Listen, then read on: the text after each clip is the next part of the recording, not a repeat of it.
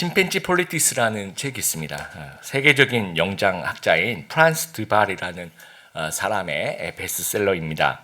네덜란드 아르햄이라는 동물원의 침팬지 무리들을 관찰하고 기록하고 정리한 책입니다.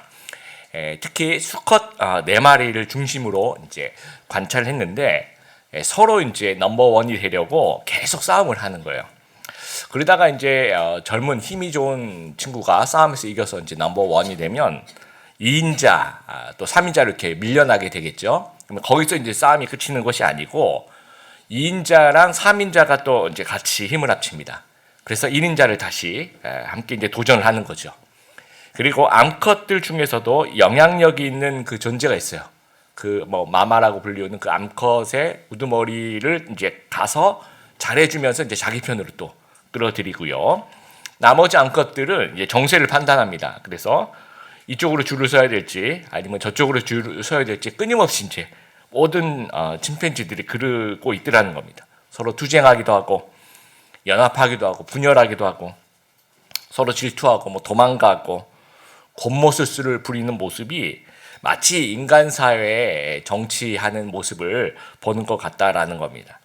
지난 6,000년 동안 인류 역사를 보면 그동안 기록된 큰 전쟁만 약 15,000건 정도 된다라고 합니다. 그럼 1년에 약 2.5회 정도 전쟁이 있었던 겁니다. 그러면 전쟁이 1년에 2.5회니까 매년 전쟁이 있었던 거죠. 그러나 전쟁이 없이 평화가 가장 길었을 때를 좀 살펴보니까 고작 한 15년 정도, 그 외에는 매년 이제 전쟁을 하는 겁니다. 그래서 어느 신문 기사를 보니까 2024년 올해죠. 전 세계 분쟁 지역이 한 몇 군데 정도 될까요, 여러분? 꼭 전쟁뿐만 아니라 국지적으로 싸우고 있는 이 분쟁 지역이 34곳이나 된다라고 합니다. 우크라이나, 러시아뿐만 아니라 이스라엘과 이제 하마스와 주변 국가들뿐만 아니라 우리가 알지 못하는 그런 분쟁 지역이 그렇게 많다라고 합니다. 그래서 플라톤은 모든 전쟁과 혁명의 원인은 인간의 욕심이다, 인간의 야망이다 이렇게 얘기를 해요. 그렇죠? 영토를 확장하기 위해서, 자원을 독차지하기 위해서, 패권을 장악하기 위해서, 또 국익이라는 이름으로 전쟁도 불사하고 끊임없이 싸우는 우리들의 모습인 것 같습니다. 오늘 본문에 반복해서 등장하는 이제 단어들이 나오는데요. 싸움 또는 다툼이란 말이 1절에 3번이나 나와요. 그렇죠? 싸움이 어디서부터, 다툼이 어디서부터 나느냐 하면서 그 다음 이제 싸우는 정욕이라는 말이 나오죠. 그리고 정욕 또는 욕망이라는 말이 1절에도 나오고 2절에도 나오고 그렇죠. 2절엔 욕심이라는 말로 나오고 3절에도 정욕이라는 말로 나오고, 이 욕망이란 말은 무엇인가를 지나치게 가지려고 하는 이제 마음을 얘기합니다. 그러면 다툼과 욕망은 어떤 연관성이 있습니까? 오늘 본문 구조가 그거예요. 1절에는 욕망이 원인이다 라는 얘기를 하고 있어요. 그리고 2절하고 3절에는 다툼이 그 결과인데 그 다툼으로 나타나는 모습이 이제 살인이라고 얘기하고 있지만 살인적인 생각, 또 시기, 다툼, 싸움, 잘못된 동기를 가지고 기점 이런 모습으로 나타나더라는 겁니다. 이 다툼의 모습이. 그래서 이제 2절 뒷부분하고 3절에 기도에 대한 얘기가 나와요. 그런데 기도에 대한 가르침을 주기 위한 것이라기보다는 이 욕망과 다툼에 관한 교훈 안에 이 내용이 들어가 있는 겁니다.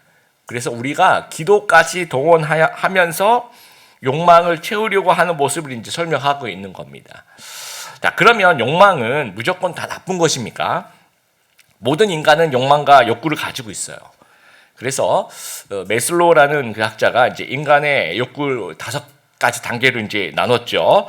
제일 이제 밑에 깔린 게 생리적인 욕구, 뭐 식욕이라든지 수면욕이라든지, 그 다음에 이제 다음 단계로 올라가면 이제 안전에 대한 욕구, 신체적, 정신적인 안정감에 대한 욕구. 세 번째가 이제 애정과 공감의 욕구, 대인적인 상호작용에서 충족되는 그런 욕구를 의미합니다. 네 번째 이제 존경의 욕구죠. 자신의 가치를 인정받고자 하는 그런 욕구이고요. 마지막에 이제 자아 실현의 욕구, 스스로 더 나은 단계로 나아가고자 하는 그런 생산적인 욕구를 의미합니다. 근데 이런 욕구와 욕망 자체가 잘못되었습니까? 아닙니다. 오늘 본문은 이런 자연스러운 욕망을 말하는 것이 아니고 1절을 보시면요. 너희 중에 싸움이 어디서부터 다툼이 어디서부터 나느냐? 너희 지체 중에 그냥 정욕이라고 얘기하지 않고 뭐라고 얘기하고 있습니까? 싸우는 정욕이라고 얘기하고 있어요. 그러니까 이 정욕이라는 말 자체의 헬라어의 이제 헤도네라는 말은 쾌락이라든지 욕망이라든지 이 단어만 보면 좀 중립적인 의미가 있습니다. 그런데 앞에 그 싸우는이라는 단어가 들어가는 거예요. 싸우는 정욕, 이기적인 욕망, 악한 의미에서의 부정적인 욕심을 얘기하는 거예요. 그래서 이 죄된 본성에서 나오는 그 욕심을 싸우는 욕심이라고 얘기를 하고 있는 거예요. 이것이 우리에게 다툼을 막 일으키고 있다라는 겁니다. 그리고 1절에 너희 중에라고 얘기하고 있죠. 이 너희는 본 편지를 받아볼 교회들을 얘기하고 있는 거예요. 성도들에 대한 이야기입니다. 그러니까 성도들 안에, 교회 안에 우리에게 이제 죄성이 있으니까 이 악한 욕심이 막 생겨나면서 키워지면서 다툼이 일어나더라는 겁니다. 그래서 고린도 교회를 보니까요, 그 고린도서를 읽어보면 성도들끼리 뭐 이렇게 약간 싸우는 그런 정도가 아니고 이 세상 법정에 서로 고소를 해요. 소송을 제기합니다. 서로. 그리고 갈라디아 교회를 보면 5장에 보면 이런 얘기가 있어요. 치운 성경을 읽어보면 서로 해치고 물뜯는다면 양쪽 다 멸망한다. 개역개정에는 물고 먹으면 피차 멸망한다. 그런 얘기가 나옵니다. 그리고 있었다는 거죠. 갈라디아 교회가. 또 빌립보 교회를 보면 빌립보서 4장에 보면요. 딱 두 사람 이름이 등장해요. 유오디아와 순두개를 권하노니 주님 안에서 화해하라 하면서 이제 공식적으로 이름을 이제 밝히고 있습니다. 이 두 사람이 교회 안에서 너무 이렇게 큰 싸움을 아마 하고 있었던 것 같습니다. 욕망이 있는 곳에는 언제나 이제 갈등이 있습니다. 제가 군복무를 방위로 군복무를 했는데요. 부대를 이제 출퇴근하는 그런 방이었습니다. 대대본부에서 행정반으로 근무를 하고 있었는데 저희 그 대대본부 행정반에서 제일 높은 분이 이제 작전참모 대위였어요. 근데 이분이 소령으로 이제 올라가기 위한 그 진급의 그 마지막 기회였던 거예요. 그러니까 제가 딱 들어갔을 때가 그 마지막 기회였던 것 같습니다. 그래서 자신의 그 업적과 능력을 좀 어필해서 진급을 좀 하기 위해서, 근데 뭐 전시가 우리가 전쟁이 나고 그런 게 아니니까 일반 이제 이런 부대에서 이제 그걸 어필할 수 있는 방법은 이제 그분이 생각하기에는 서류들을 잘 만들어서 보고하고 그러면서 이제 어필을 뭐 수건표라든지 뭐 이런 것들로 어필을 해야 되겠다라고 생각해서 행정반들을 이제 전체에 동원해서 엄청나게 이제 일을 시키는 겁니다. 그 당시에는 컴퓨터가 보급이 안 되던, 군대에는 아직 보급이 안 되던 시절이었어요. 그래서 여러분 그 방위병의 승명은요 퇴근입니다. 그래서 거기 퇴근에 이제 목숨을 걸죠. 저희끼리 그런 얘기를 해요. 작전에 실패한 지휘관 용서받을 수 있으나 퇴근에 실패한 방위병은 용서받을 수 없다 하면서 저희들끼리 이제 늘 그런 얘기를 주고받는데, 보통 한 5시 이렇게 넘으면 뭐 해서 5시 반 해가지고 이제 부대 밖으로 나옵니다. 이렇게 퇴근을 하는데 저희는 붙잡고 이제 그걸 해야 되니까 계속 평균 한 9시 이렇게 넘어서 맨날 집에 가는 거예요. 토요일도 점심 때쯤 돼서 12시쯤 돼서 이제 이렇게 나오거든요. 퇴근을 하는데 저희는 붙잡혀서 저녁 늦게까지 그 일을 하는데 일 자체도 너무 힘들었지만 우리만 이제 늦게까지 남아 있는 그것도 너무 힘들었고요. 그래서 이제 다들 퇴근하면 이제 저희는 저녁을 또 먹어야 되니까 식당에 가면 이제 현역병들이 있어요. 그러면서 또 너희는 집에 가서 밥 먹지 왜 여기서 밥 먹냐고 계속 이제 시비를 거는 겁니다. 그래서 설명을 다 해도 이해를 하려는 마음보다도 이제 계속 이제 그러니까 안팎으로 이제 힘든 거예요. 그러다가 그러던 시절이 한 몇 개월 이렇게 지속이 되다가 그 대위가 이제 진급 신사가 이제 마지막으로 안타깝게 이제 떨어지게 됩니다. 그래서 이제는 이제 전역을 해야 됩니다. 그러면서 이제 사람이 180도 달라졌습니다. 아침부터 와서 우리를 막 괴롭히던 이 작전 참모가 안 나타나요. 행정반에 전혀 안 나타나고 한 4시쯤 이렇게 와서 야 니네 집에 아직 안 갔어? 그러면서 그 한마디 하고 이제 집에 가고요. 정말 저희들이 보면서 와 어떻게 사람이 이렇게 달라질 수 있을까? 똑같은 사람인데 그게 이렇게 달라지는 이유가 이 진급의 욕망이 있느냐 없느냐 이 차이였던 것 같아요. 지금 생각해 보니까 교회도 마찬가지입니다. 우리 목사님들이 모이는 한 50교회, 100교회가 이제 이렇게 모여서 한 노회를 형성합니다. 그래서 저도 이제 어느 노회에 소속인 거고요. 그래서 전국에 우리 이제 합동총회 다 따지면 전국에 한 100개가 조금 넘는 그런 노회들이 존재합니다. 근데 제가 부교육자 때 그렇게 갔었던 그 A 노회라고 합시다. A, B 이렇게 그 노회는 갈 때마다 막 좀 고성과 사대실과 반말과 뭐 정말 그래서 제가 30대 초반이어서 그때 너무 큰 상처를 받고 집에 와서 잠을 못 자고 좀 그랬던 기억이 날 정도로 그런 노예들이 있더라고요. 그런데 이제 제가 지금 소속되어 있는 뭐 비노예라고 합시다. 전혀 다툼이 없어요. 아주 행복하고 가서 이제 늘 웃고 이렇게 오는 그런 노예입니다. 그런데 이제 규모를 보면요. A 교회 늘 싸웠던 그 노예는 규모가 되게 커요. 막 50교회에서 100교회 정도, 거의 한 100교회 가까이 됩니다. 회원 교회가 그 정도 되는 거죠. 그러면 100교회면 그 당회가 있는 교회는 그 중에서 한 5, 60%라면 50교회, 60교회 이제 그 중에서 노회장을 나오는 거 매년 한 번씩. 그러면 50교회에서 1년에 한 번씩 노회장이 나와도 50년 기다려야 되는 거잖아요. 그러면 그런데 이제 목회자들은 오래 있어도 20년, 30년 있으면 오래 있는 거거든요. 그런데 이제 그 욕심이 없으면 전혀 상관이 없어요. 근데 내가 임원을 하고 싶다, 노회장을 하고 싶다라는 교회가 많을수록 50년 못 기다리잖아요. 그러니까 서로 노회장을 하겠다라는 이제 그런 전투에 임하는 겁니다. 그 정치적인 그 투표에 전투적으로 임하는 거죠.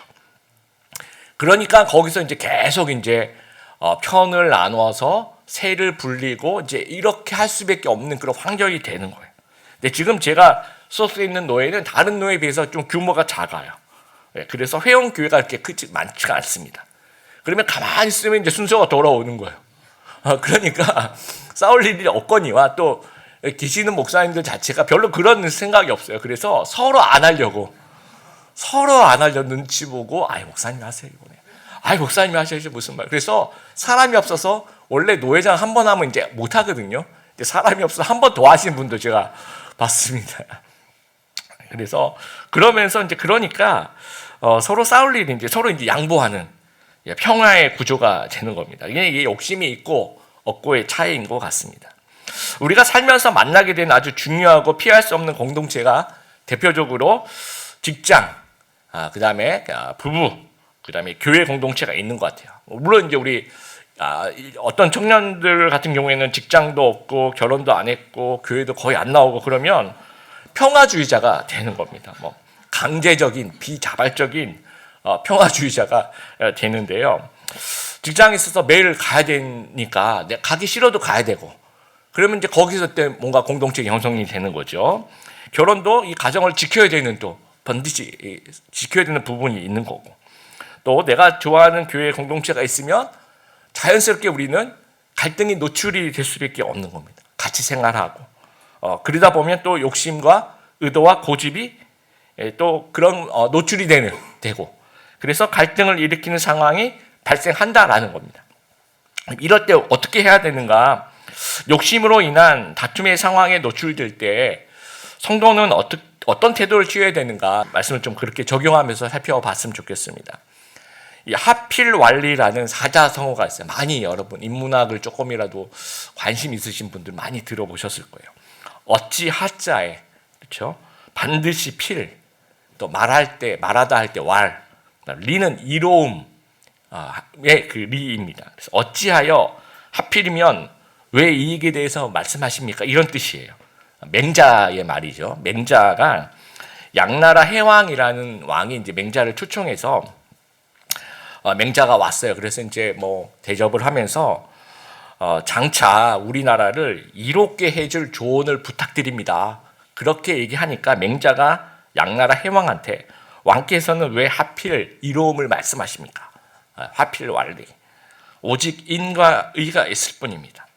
만약 왕께서 이익만 생각하고 그리고 왕뿐만 아니라 모든 신하도 자기 이익을 생각하고 또 백성들도 다 자기 이익을 생각하면 결국 이 나라가 위태롭게 된다라는 거예요. 그래서 자기 이로움만 생각하지 말고 인과 의를 생각한다면 그것이 우리 모두를 살리는 것입니다. 라는 말이에요. 그래서 이제 하필 완리라고 이야기를 합니다. 창세기 4장 7절 같이 한번 읽어보겠습니다. 죄는 너를 다스리고 싶어 하지만 너는 죄를 다스려야 한다.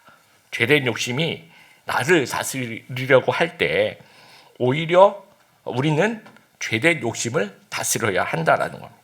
갈라디아서 5장 24절 같이 읽겠습니다. 그리스도 예수께 속한 사람 자기의 육체를 정욕과 욕망과 함께 십자가에 못 박았습니다. 성도가 예수님 안에서 죄에 대해서 죽었을 때 우리의 그 악한 욕심과 정욕과 이 나쁜 마음을 십자가에 같이 이제 못 박아야 된다는 거죠. 로마서 12장 이제 같이 읽겠습니다. 너희는 이 세대를 본받지 말고 오직 마음을 새롭게 함으로 변화를 받아 하나님의 선하시고 기뻐하시고 온전하신 뜻이 무엇인지 분별하도록 하라. 이 세대 사람들처럼 우리가 모두 각각 자기 욕심을 내세우면 이 다툼과 혼란 그 자체라는 거죠. 그래서 일단 내 욕심을 좀 내려놓는 거죠. 그리고 내 뜻이 아닌 하나님의 뜻을 찾는 성도가 되는 겁니다. 그래서 뭐가 나에게 유리하지 이렇게 생각하면 안 되는 거고요. 그러면 하나님은 뭘 원하실까? 오직 하나님의 뜻을 대신하는 사람이 되는 거. 그래서 우리는 그런 의미에서 우리가 종과 청지기가 되어야 된다라는 겁니다. 그러면 이제 욕심을 내려놓는 청지기의 섬김이 교회와 또 가정과 직장에서 좀 어떻게 구현할 것인가 좀 생각해 보면요. 첫 번째 교회 공동체를 보면요. 사도행전 15장에 보면 바울과 바나바가 심히 다투고 갈라섭니다. 그 이유가 이제 마가 때문이죠. 1차 선교 여행 도중에 바울과 바나바가 이제 마가라는 청년을 데리고 갑니다. 근데 이 청년이 되게 여행이 힘들었던 것 같아요. 계속 이제 걷고 또 계속 오늘 같은 여행은 여행 가는 거 너무 좋아 그럴 줄 몰라도 그 당시에는 굉장히 그 힘든 고역이었을 거라고 생각합니다. 그래서 마가가 야밤 도주를 해요. 잠수를 타는 거죠. 갑자기 이 청년이 없어지는 겁니다. 그래서 이제 나중에 이제 자기 혼자 이제 자기 고향으로 돌아간 거예요. 그래서 그리고 이제 바울과 바나바가 돌아와서 2차 선교 여행을 이제 출발해야 되는데 마가를 데려갈지 말지를 두고 이제 의견이 대립을 하는 거예요. 그래서 바울은 이렇게 얘기하는 겁니다. 아직 마가는 훈련되지 않았다. 준비되지 않아서 지금 데려가면 선교에 도움이 되지 않는다. 그러니까 일단은 좀 지금이 아니라 나중에라도 훈련되면 데려간다. 일단 지금은 못 데려간다라는 원칙을 세운 거예요. 그래서 어떻게 보면 뭐 여러분 요즘에 뭐 MBTI 요즘 굉장히 좋아하시는데 뭐 T에 좀 T형 사람이 아닐까. 사명 중심인 거죠. 이제 바울은. 근데 바나바는 조금 다르게 접근하는 거예요. 마가가 연약하니까 계속 데리고 다녀야 된다. 연약하니까 얘에게 기회를 주고 얘를 훈련시켜야 된다라는 거예요. 그러니까 이것도 바나바의 원칙입니다. 바나바 약간 F 사람 중심의 사람이었던 것 같아요. 그러니까 이제 바울의 그 사명 중심의 원칙과 바나바의 그 사람 중심의 원칙이 지금 부딪히고 있는 겁니다. 그래서 자신들의 그 원칙들끼리 부딪히다 보니까 아주 큰 다툼이 일어나요. 그러면서 이제 갈라서게 됩니다. 2차부터 이제 따로 선교팀을 꾸려서 출발하게 돼요. 그래서 디모데후서 4장 11절 마가를 데려와라라고 얘기를 해요. 이는 나에게 유익한 자다라고 얘기를 합니다. 그러면 이제 그 당시에는 이제 마가가 좀 골칫거리였던 거죠. 근데 이제 디모데후서 4장 정도 갔을 때 정도에 왔을 때는 시간이 어느 정도 지나서 보니까 마가는 그동안 성장해 있었던 거죠. 그래서 이제는 사도 바울을 도울 수 있을 정도로 아주 그냥 귀한 청년이 되었다라는 둘 다 맞은 거예요. 그러니까 바울의 말도 맞은 거고 바나바의 말도 맞은 거고. 그래서 나중에 이제 마가가 마가복음을 이제 저수를 하게 됩니다. 근데 무엇이 잘못됐습니까? 서로의 원칙 자체가 잘못된 게 아니라 서로 다툰 것이 잘못되었다라는 거예요. 빌립보서 2장 3절 같이 한번 읽어볼게요. 아무 일에든지 다툼이나 허용을 하지 말고 오직 겸손한 마음으로 각각 자기보다 남을 낮게 여기고. 여러분 남을 낮게 여기는 것과 남을 낮게 여기는 거랑 발음은 비슷해도 받침 하나의 차이인데도 완전 정반대의 이야기입니다. 남은 낮게 여기고는 청지기적 섬김이 되는 거예요, 저희가. 근데 남을 이렇게 낮춘다. 낮추게 여기면 이거는 내 주장이 강해지게 돼. 내가 교만해지게 되는 거죠. 그래서 내 생각이 최고다. 이렇게 하지 말고 다른 사람의 의견이 더 좋을 수 있다. 라는 그런 겸손과 열린 마음을 가지라는 거예요. 그래서 바울과 바나바가 만약 이 당시에 서로를 낮추게가 아니라 서로를 낮게 여겼다면 자기 주장이 아니라 청지기적 섬김을 보여줬을 것 같아요. 뭐 여러 가지 제가 이제 상상을 해보니까 세 가지 안이 있었던 것. 첫 번째 안은 우리 그러면 둘 다 맞는 얘기니까 기도한 후에 제비뽑기 하자. 그렇게 얘기할 수도 있고요. 아니면 두 번째는 절중안. 2차 여행은 따로 가고 3차부터 같이 가자. 또는 2차는 같이 갔다 3차는 따로 가자. 이렇게 절충안을 낼 수도 있는 거고요. 세 번째는 서로의 생각을 존중해서 2차부터 새로운 팀을 꾸려가자. 그러니까 지금 그렇게 갔던 거죠. 똑같은 모습일지라도 뭘 해도 다 괜찮은 방향, 결론은 같았을 거예요. 그러나 다툼은 없었을 거라는 거죠. 다툼 없는 욕망을 관리해 나가는 그런 모습을 보여주어야 된다라는 겁니다. 그래서 건강하게 성장하는 교회를 보면요, 그 리더십들이 이제 목사님들, 뭐 장로님들이 다 한 마음이에요. 그런 교회들을 보면. 그래서 뭐 내가 제일 높아, 뭐 내 의견이 최고야 이런 생각들은 서로 하지 않는 겁니다. 여러분 교회 주인이 누구입니까? 목사가 교회 주인입니까? 아닙니다. 예. 장로님이나 안수집사님 이렇게 중직자님들이 교회 주인인가요? 아니에요. 그러면 이제 회중, 이 성도님들이 교회 주인인가요? 아닙니다. 우리가 어떻게 배웠어요? 교회의 머리는 누구예요? 예수님, 예수 그리스도가 교회 주인이시고 교회의 머리입니다. 우린 다 그 종인 거죠. 그래서 이제 청지기가 되는 거예요. 그러니까 청지기적 자세가 남을 낮게 여기고 어떻게 해야지 하나님을 기쁘시게 할까? 무엇이 하나님의 뜻일까? 서로 좀 존중하고 같이 대화하고 의논하다 보면 뭐 길이 좀 보여요. 그래.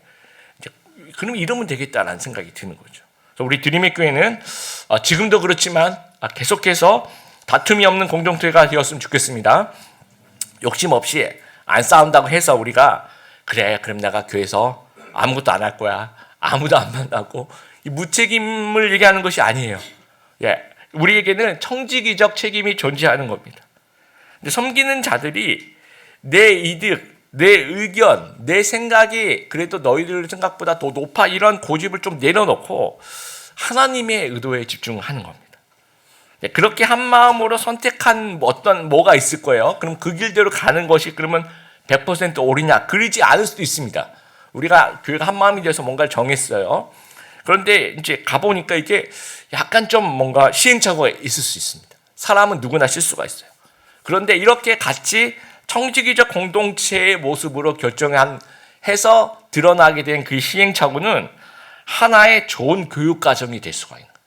그래서 오히려 그 시행착오가 더 단단한 공동체의 모습을 보여줄 수 있다는 거죠. 두 번째, 우리 부부 공동체입니다. 여러분 결혼해서 싸우는 가장 큰 이유는 제가 늘 말씀드리지만 이 선택이라는 원죄에 있습니다. 내가 이 사람을 선택했다는 것, 거기서 모든 어떤 것들이 다 이제 시작이 되는 겁니다. 메슬로우의 아까 5가지 욕구 말씀드렸죠. 생리적인 것, 안전에 대한 것, 애정과 공감, 존경과 이 자아실현에 대한 이 모든 부분들이 이 부부 관계 속에서도 그대로 노출이 돼요. 그래서 배우자로부터 이런 욕구들을 충족받고 싶어 하는 거죠. 그런데 나의 배우자가 그 충족해 주지 못하기 때문에 이제 다툼이 일어나는 겁니다. 로렌스 크랩 박사의 그 결혼 건축가 제자반때도 제가 읽히는데요. 거기 이제 2가지 중요한 감정에 대한 얘기를 해요. 안정감, 내가 진정 사랑받고 있으며 받아들여진다는 느낌. 또 중요감, 내가 배우자에게 계속 중요하게 영향을 미치고 있다는 그 느낌. 그래서 나의 피로를 좀 채워달라는 거예요. 안정감을 채워달라, 중요감을 채워달라, 사랑을 채워달라, 수용, 의미, 가치를 좀 채워달라는 겁니다. 근데 그 책에서도 얘기하고 있지만 나의 인격적인 필요는요 배우자가 채울 수 없다라는 거예요. 그러니까 그리스도만이 우리의 필요를 채울 수 있다는 사실을 우리가 좀 인정해야 될 것 같습니다. 목사님, 그럼 우리는 그냥 쇼윈도로 살아갈까요? 우리는 그냥 서로를 포기하면서 살아갈까요? 그렇지는 않습니다. 그래서 어떤 분들은 내가 선택을 잘못해서 그럴 거라고 생각하는 오해하시는 분들이 있어요. 아 그래 내가 결혼이 처음이라서 잘 몰라서 앞으로 두세 번 정도 더 연습하면 더 잘할 거야. 그렇게 생각하시는 분들도 있을 거라고 생각합니다. 네, 하필 왈리 아까 서로를 체험의 도구로 보면 안 된다는 거죠. 기꺼이 섬기는 상호 헌신의 관계가 된다라는 거예요. 그런 어떤 내가 저 사람에게 헌신해야 되겠다, 내가 저 사람 채워줘야 되겠다라는 그런 자세, 그런 마음이 없이는 몇 번 결혼을 해도 이거는 그 욕구는요, 그 필요와 욕구는 결코 채워지지 않는다라는 거예요. 창세기 2장 18절 여호와 하나님이 이르시되 사람이 혼자 사는 것이 좋지 아니하니 내가 그를 위하여 무엇을 지으리라? 돕는 배필을 지으리라 하시니라. 이 돕는 배필이라는 말이 원어로 보면 그 에제르 페네게로, 그러니까 에제르만 돕는다는 뜻이고요. 배필 그 페네게도라는 말이 이제 적합한이라는 뜻이에요. 그에게 적합한 조력자, 헬퍼를 이야기를 합니다. 그러니까 여자만 그러면 조력자는 그거 아닙니다. 남자 역시 여자의 조력자로 동시에 지음을 받게 서로에게 이제 조력자가 되는 겁니다. 그러니까 하나님은 부부에게 주인이 되라고 하지 않고 서로 헬퍼가 되라고 말씀하시는 거예요. 그러니까 나의 필요를 좀 채워봐라라고 요구하는 관계가 아니라 내가 헬퍼로서 섬기라고 당신에게 주어진 존재입니다를 고백하는 거죠, 서로가. 그래서 이제 우리가 결혼 생활에서 힘든 부분 중에 하나가 이제 그러면 알겠고, 근데 나만 근데 생각해 보니까 나만 열심히 헬퍼하는 것 같고 상대방은 전혀 안 그런 것 같아서 이제 힘든 거죠. 그래서 이 결혼 건축가 책을 읽고 이제 제자반에서도 이렇게 토론을 하면서 좀 느낀 점을 얘기해 보려고 했더니 우리 서번트 여자 집사님들을 늘 한결같이 내년에 우리 남편도 제자반에서 이 책을 좀 읽어봤으면 좋겠다. 라는 것을 아주 동일하게 이제 강조를 하셨습니다. 근데 여러분 그런 생각이 들잖아요. 나만 좀 돕는 것 같은, 나만 좀 섬기는 것 같고 이쪽은 좀 안 섬기는 것 같고 그런 생각이 듭니다. 그런데 이제 그거는 어떻게 보면은 사실이 아니에요. 왜냐하면 상대방도 그게 불만이에요. 그래서 이제 부부 오은영 박사님 여러분 요즘에 그런 상담하는 거 TV에서 많이 보이잖아요. 보시면 어느 한쪽이 일방적으로 100% 잘못하고 어느 한쪽이 100% 잘 되고 그런 커플은 없습니다. 예. 보면 부인이 얘기하면 진짜 그런 것 같아요. 그래서 남편이 얘기하면 또 남편 말이 맞는 것 같고 양쪽 다 입장이 있더라는 거죠. 어느 한쪽이 100% 잘못하는 경우라기보다는 같이 힘든 거죠. 예. 그래서 섬김이 욕심을 이겨 나가야 되는 거죠. 섬김으로 욕심을 이겨나가야 된다는 거. 그래서 한번 따라해 보겠습니다. 여러분 배우자를 있으신 분들 좀 바라보면서 따라해 보겠습니다. 나는 하나님으로부터 배우자를 맡아 헬퍼로 섬기게 된 청지기이다. 이 목소리 크게 할수록 오늘 밤에 평안한 밤이 될 수 있을 것 같습니다. 그래서 우리의 그 요구와 욕심을 좀 내려놓고 하나님의 뜻이 무엇인가 좀 생각해 보면서 서로 돕는 배필, 서로의 좀 헬퍼가 되는 저희들이 되었으면 좋겠습니다. 세 번째 직장 공동체인데요. 여러분 2000년생이 온다라는 책이 있어요. 이몽택 작가가 그 전에 90년생이 온다라는 책을 쓰신 분입니다. 근데 2000년생이 온다는 얘기는 그 다음 세대인데요. 90년생 중간 관리자 팀장이 2000년생 신입을 맞이하는 거예요. 그래서 MZ세대 다 같은 세대가 아니라는 거죠. M 다르고 G 다르고 또 거기 안에서도 다 다르다는 겁니다. 그래서 2000년생의 그 세대적 특징이 크게 이제 세 가지인데요. 초합리, 초개인, 초자율에 대한 이제 설명을 하고 있는 거예요. 그러니까 너무 좀 자율적이라서 자기만의 기준이 분명하고 다 다르더라는 거예요. 그래서 이제 직장에서 어떤 모습이냐면 점심 먹고 들어왔는데 이제 이 술에 취해서 들어온 거예요. 왜 그러니까 점심 먹고 맥주 한잔 하는 게 뭐 어때서요? 이런다는 거죠. 그리고 이제 회식을 가자 그러면 안 가죠. 전 안 가겠습니다. 그래서 거기까지는 괜찮아. 그 다음 날 와가지고 저 어저께 회식 안 갔으니까 그만큼 남은 돈 저에게 주십시오. 그 회사에서 회식비 나온 거 있죠. 근데 제가 안 갔으니까 그건 저에게 주세요. 라고 얘기를 한다는 거죠. 그리고 이제 이어폰을 이렇게 꽂은 상태에서 하루 종일 이제 일을 한다든지, 아니면 이제 어느 회사에서 우리는 자율복장입니다, 뭐 양복 안 입으셔도 됩니다 하면 뭐 헤어롤을 하고 온다든지 이렇게 말아가지고 삼선 슬리퍼 이렇게 맨발로 이렇게 레깅스를 입고 이렇게 온다든지 이제 그러더라는 거죠. 그래서 이제 그 2000년생 신입들과 90년생 중간 관리자 팀들이 뭐 정말 이게 라떼는 뭐 하면서 뉴 꼰대가 되어서 뭐 어때 하면서 이제 갈등이 노출되더라는 겁니다. 이게 이제 교회라면 이제 하나님의 뜻이 뭔가 좀 같이 살피면서 좀 조율하고 그럴 텐데, 여기는 이제 기독교 공동체가 아닌 거예요. 그렇죠? 이게 세상이라는 겁니다. 그래서 이럴 때는 그럼 어떻게 해야 되는가? 그 책에서 좀 조언을 하고 있는 거지. 규정을 좀 만들어서 이건 해결해야 된다라고 얘기를 합니다. 그러니까 회사가 서로 의논해서 딱 정해주라는 거예요. 아주 디테일하게 뭐 양복 안 입어도 됩니다, 이 정도가 아니라, 우리 회사는 어떤 때는 어떤 옷을 입어도 되지만 어떤 때는 어떤 옷을 입으면 안 되고 딱 정해주라는 거예요. 그러니까 최대한 서로의 어떤 기준과 상식을 그 좁혀가는 노력을 앞장서서 이제 해야 된다는 거죠, 회사가. 그럴 때 이제 저는 기독교적 마인드가 필요하다라고 생각해요. 이거를 할 수 있는 사람은, 이렇게 훈련된 사람은 그 직장 안에서 저는 크리스찬이라고 생각합니다. 그래서 우리가 좀 이런 부분에 있어서 청지기적 사명을 좀 생각하면서, 그럼 이걸 어떻게 이걸 조율해 나갈 때 그때 그 일꾼으로서 좀 쓰임 받는 저희들이 되었으면 좋겠습니다. 말씀을 좀 마무리합니다. 욕심은 한이 없습니다. 내 악한 욕망이 다툼을 일으키고 공동체를 병들게 합니다. 하나님은 우리의 필요를 채워주시지만 우리의 욕심을 채워주시지는 않으십니다. 그러니까 하나님의 뜻과 의도 앞에서 우리의 어떤 이기적인 욕망들을 좀 내려놓고 다툼에서 섬김으로 변화되는 청지기적 사명을 잘 감당하는 귀한 하나님의 백성들 다 되시기를 주님의 이름으로 축복합니다.